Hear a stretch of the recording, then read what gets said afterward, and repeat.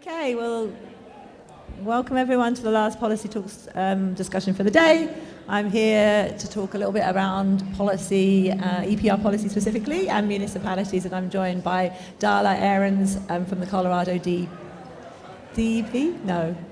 CDPHE, yeah, I should get that right really, right? And Jen Heaton-Jones from HRRA in Connecticut. So I'm just going to hand it over to Jen first and then Darla to just introduce themselves and tell us a little bit about their organizations, really. All right. Thank you, Sarah. Oh, this is loud, sorry. I'm the Executive Director of the Housatonic Resources Recovery Authority. I represent 14 municipalities in Western Connecticut. We are a regional solid waste and recycling authority.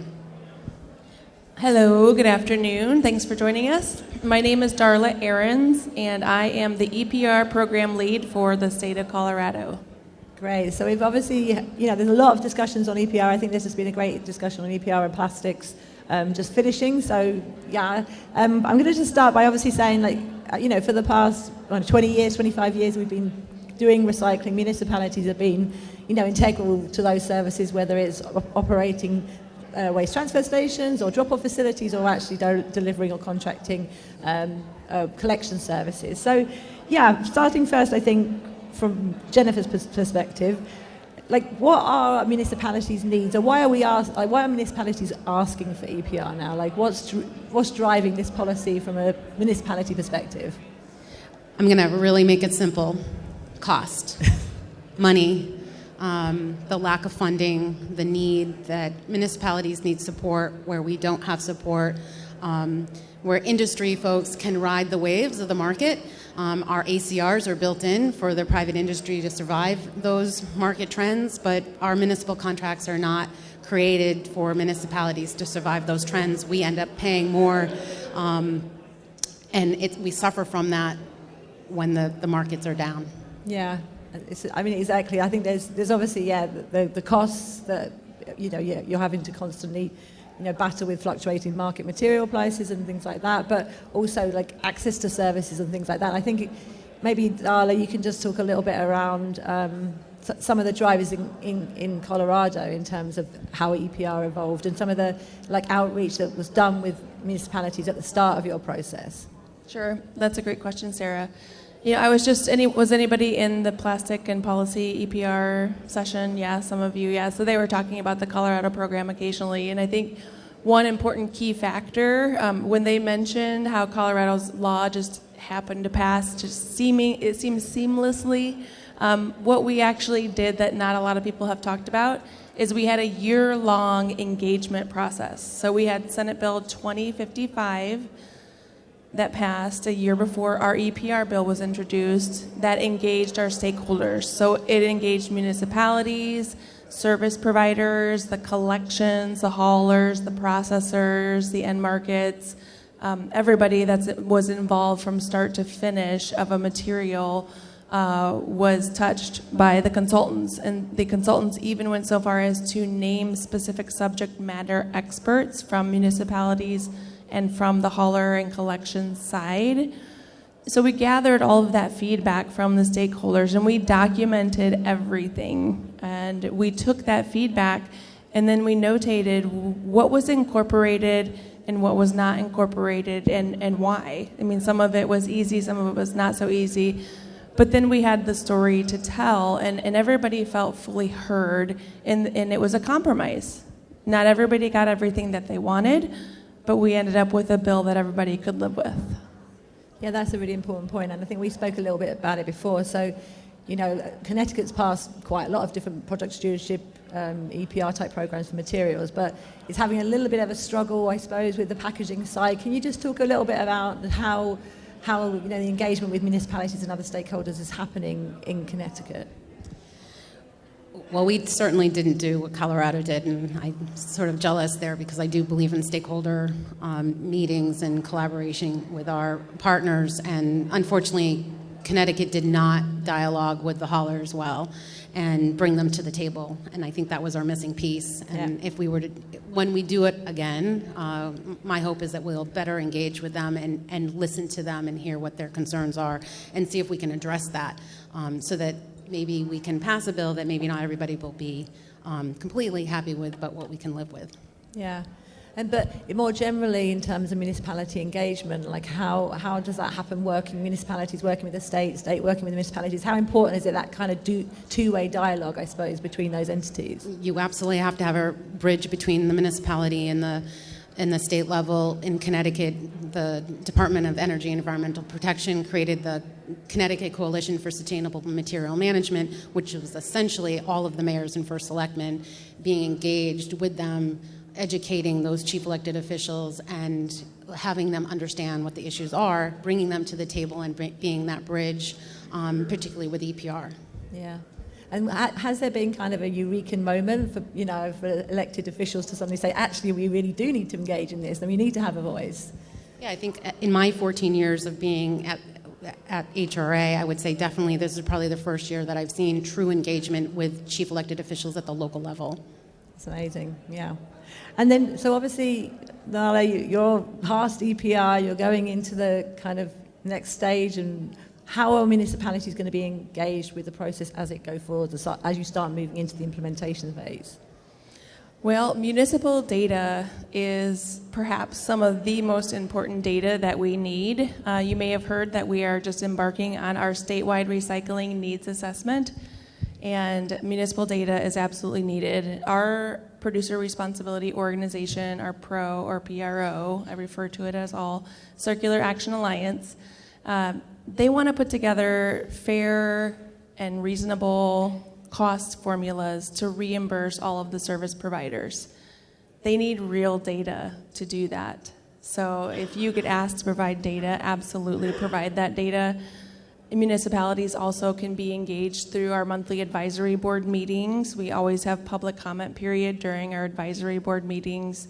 They can also get involved through our stakeholder engagement process, through our rulemaking. That's a very intense engagement and feedback process that you can also participate in. And then after the draft needs assessment is submitted to the state of Colorado, there will also be a 30-day open comment period for the state to then receive feedback from stakeholders to incorporate. I mean, I was lucky enough to be involved in the small way. We're obviously going to be working with you, Darla, and CAA on the needs assessment in Colorado. But we was also lucky enough to be involved in Oregon's collection needs assessment. And I think, it is so difficult to, there's just so many municipalities, and there's, counties that have responsibilities for some of the functions that, underneath municipalities. It's really difficult to kind of communicate with everyone, right, to get everyone on the same page. Has there been any strategies that you guys have used for trying to make sure people understand what's happening and feel, kind of empowered to have a voice? Well, I can just say that the CCSMM, the Connecticut Coalition for Sustainable Material Management Strategy, certainly is working, where it's engaging the actual chief elected officials to inform them. But I also think that, I believe most states that are engaged with EPR have product stewardship councils, so that we have the Connecticut Product Stewardship Council, and that is another way we are engaging our peers who we know who want to see change and want to see engagement and want to see more policies to support what we're doing, boots on the ground at the municipal level. Yeah. So that's, it really comes to knowing each other and networking, and really it's those who really want to advocate are the ones who are involved. Yeah. Yeah, just to piggyback on that, similarly in Colorado, we have our statewide organizations, Colorado Municipal League, Colorado Communities for Climate Action, CC4CA, we've got Recycle Colorado, we've got Circular Colorado, and all these groups have similar missions, and they absolutely jump on any opportunity to help spread a message and get engagement. Okay, so I think you talked a little bit around some of the obstacles that it happened in Connecticut and maybe the hauler community, and we talked a little bit about this before this, but how can we engage the hauler community as well? So because they obviously have their very specific concerns about EPR, and we've spoken before about hauler is a very broad term that means many different things. Like you can have a small mom and pop hauler versus a large national organisation that's providing not just collection but sorting and transfer and all those types of things. So, yeah, can you talk a little bit about that? Well, I was going to say, I think we have to be careful on the definition of what is the definition of hauler. And I think when we're talking about a hauler, we should be talking about a hauler or collector. And when we're talking about a MRF, we should be talking about a MRF or the transfer station operator. And sometimes it's one entity that is all three. So therefore, their impact on policy is going to be different, and their engagement is going to be different because of their relationship to it or their impact to it. I can speak in my 14 municipalities. We are nearly 100% private subscription, and I have 70 collectors in my 14 municipalities. And out of those 70 collectors, I would say 67 of them are mom and pop. They are son and father or husband and wife with 2 to 7 trucks. Yeah. And they are just a collector. And they care about the tip fee. And they care about the markets because of those tip fees. And then those other 3 collectors also own significant transfer stations, and they also own the material recovery facilities that material is going to. So they control those tip fees. They control a lot of the market. And so they're going to have a different impact. Those 67 haulers are supporting EPR for packaging silently. They support it because they know that they will reap the benefits of the cost that the manufacturers will share with us. And then those 3 larger haulers, who, by the way, probably control 70 to 80% of our collection, those 67 haulers have a very small footprint. They're really controlling the dialogue. And that's the frustrating aspect that I feel at the municipal level, because we know that they want to be, these small collectors want to be engaged and they want to have a voice, but they stay silent. And that's very frustrating for me on my side.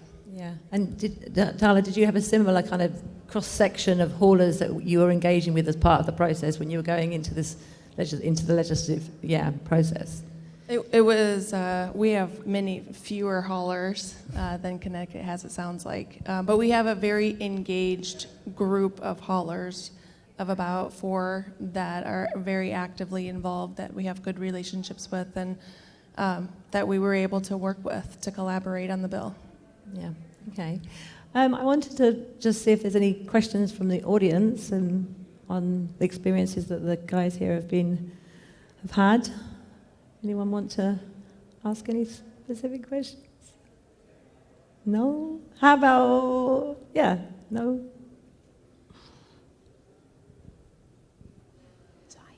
Sighing. I'm not doing a very good job of moderating. It's the end of the day, so...